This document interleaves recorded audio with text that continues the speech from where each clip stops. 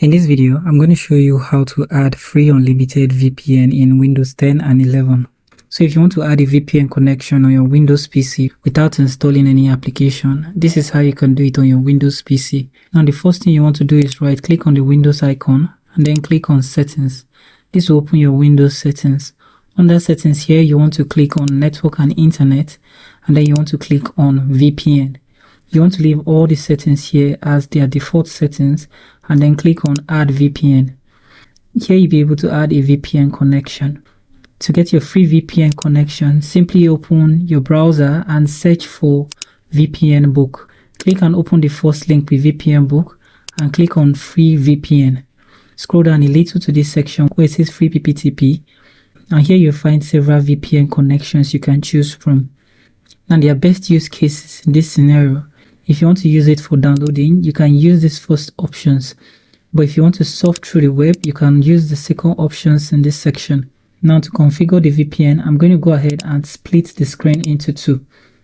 Here where it says VPN provider, you want to click here. The only option here is window built-in. Click on this. And then connection name, you want to enter VPNBook. Server name or address.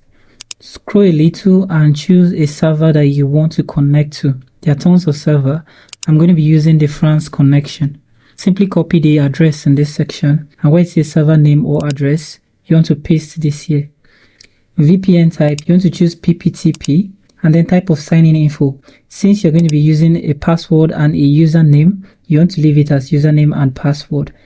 In the section where it says username optional and password optional, you can go ahead and leave this blank, but you will eventually be requested to enter the password and username. So it will make more sense to enter them during configuration.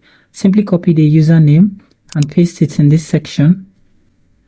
Once you filled all the necessary information, click on save. Your VPN will be configured and ready to connect.